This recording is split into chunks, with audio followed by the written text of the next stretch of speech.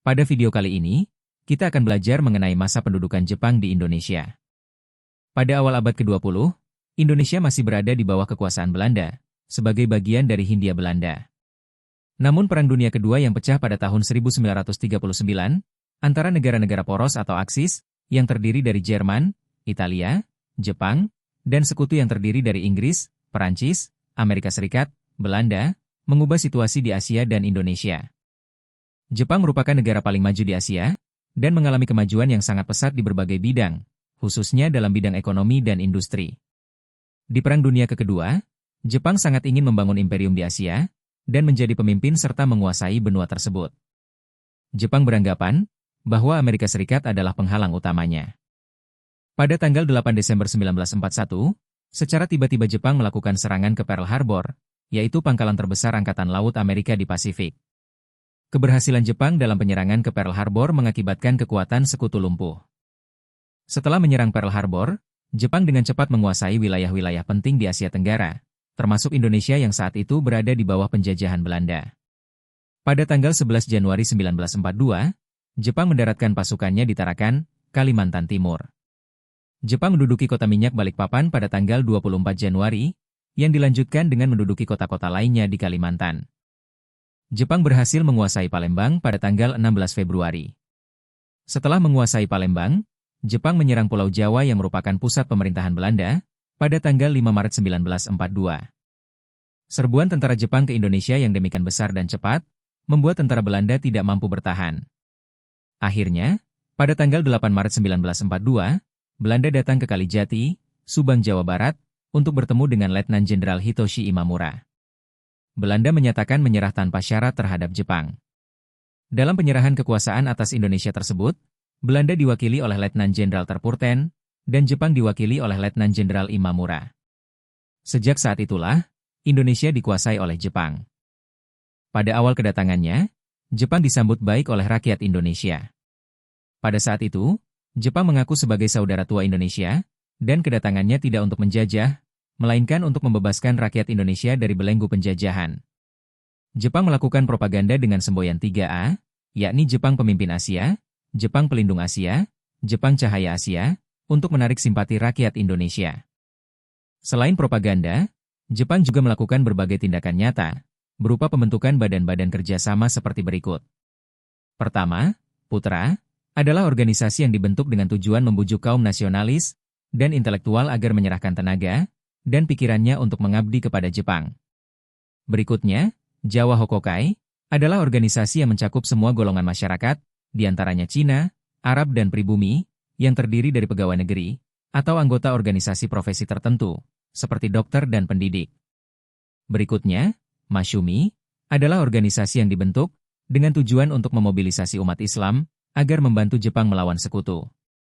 Jepang juga menjanjikan kemudahan bagi bangsa Indonesia dalam melakukan ibadah, mengibarkan bendera merah putih, yang berdampingan dengan bendera Jepang, menggunakan bahasa Indonesia, dan menyanyikan lagu kebangsaan Indonesia Raya, bersama lagu kebangsaan Jepang Kimigayo.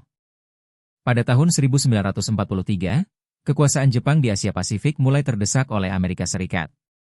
Jepang merasa kewalahan menghadapi Amerika Serikat, sehingga mengharuskannya untuk meminta bantuan kepada Indonesia, melalui pribumi yang dilatih, guna membantu Jepang melawan sekutu. Organisasi kemiliteran pun dibentuk, dengan anggota orang-orang pribumi.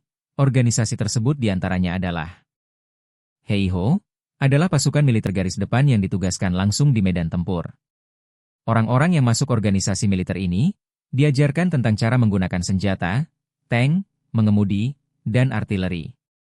Berikutnya Pembela Tanah Air, disingkat PETA, adalah organisasi militer yang bertugas untuk mempertahankan daerah masing-masing jika terjadi serangan musuh. Pada akhirnya, PETA menjadi cikal bakal tentara nasional setelah Indonesia merdeka. Organisasi semi-militer yang pertama yaitu Seinendan, adalah organisasi pemuda, berusia 15-25 tahun, yang dilatih secara militer, untuk mempertahankan daerah masing-masing, jika terjadi serangan. Pasukan Seinendan disiapkan sebagai tentara cadangan jika pasukan utama Jepang dan PETA kekurangan pasukan. Berikutnya Fujinkai, merupakan satuan pasukan semi-militer perempuan, yang dilatih untuk membantu aspek logistik pertahanan di garis belakang, antara lain penyediaan dapur umum dan pertolongan medis. Berikutnya Keibodan, yaitu pasukan pembantu polisi, yang bertugas untuk menjaga keamanan dan ketertiban masyarakat lokal, seperti mengatur lalu lintas dan memelihara keamanan desa, menangkap pencuri, penjahat, dan lain sebagainya. Masa pendudukan Jepang adalah masa yang sangat singkat, namun menorehkan luka yang mendalam, bahkan bisa dibilang merupakan masa yang paling kelam dalam sejarah penjajahan di Indonesia. Selain melakukan eksploitasi terhadap sumber daya alam, Jepang juga melakukan eksploitasi terhadap rakyat Indonesia. Pada saat itu, Jepang mengeluarkan kebijakan Romusha dan Jugun Ianfu. Romusha adalah orang-orang yang dipaksa bekerja berat pada zaman pendudukan Jepang. Pada saat itu, para laki-laki dipaksa membangun sarana-prasarana seperti jalan, jembatan serta lapangan udara, demi kepentingan pemerintah Jepang. Para Romusha ini bekerja tanpa upah dan makanan, bahkan mereka juga tidak mempunyai kesempatan untuk sekedar beristirahat. Hal ini mengakibatkan banyak korban yang meninggal karena kelaparan dan terkena penyakit. Pemerintah Jepang juga mempekerjakan Romusha ke luar negeri, seperti di Malaysia, Vietnam, Myanmar serta Thailand. Jepang mempekerjakan para gadis dan perempuan sebagai wanita penghibur untuk militer Jepang. Banyak gadis dan perempuan yang ditipu oleh Jepang, dengan dalih untuk bekerja sebagai perawat atau disekolahkan, tetapi ternyata para gadis dan perempuan tersebut disekap dalam kamp yang tertutup, dan dijadikan sebagai wanita penghibur. Tujuan utama penjajahan Jepang adalah untuk menguasai dan mengeksploitasi kekayaan alam Indonesia, terutama minyak bumi, karet, timah dan berbagai hasil pertanian. Sumber daya ini diperlukan Jepang untuk mendukung industri dan berperang melawan sekutu. Jepang juga mengambil alih seluruh aset ekonomi Belanda dan mengawasi secara langsung seluruh usahanya. Usaha perkebunan dan industri harus mendukung keperluan perang, seperti tanaman jarak untuk minyak pelumas. Pada masa panen, rakyat wajib melakukan setor padi, dan hanya membawa pulang sekitar 20% dari hasil panen. Kondisi ini mengakibatkan musibah kelaparan dan penyakit busung lapar di Indonesia. Pada bulan Agustus 1945, Amerika Serikat menjatuhkan bom atom di dua kota Jepang yaitu Hiroshima dan Nagasaki, yang menandai akhir Perang Dunia Kedua. Hiroshima merupakan pusat militer negara Jepang pada waktu itu. Atas kejadian inilah, Jepang akhirnya melepaskan Indonesia ke sekutu, dan beralih memberi perhatian kepada negaranya sendiri. Terima kasih sudah menonton video ini, nantikan video-video selanjutnya dari Dunia IPS.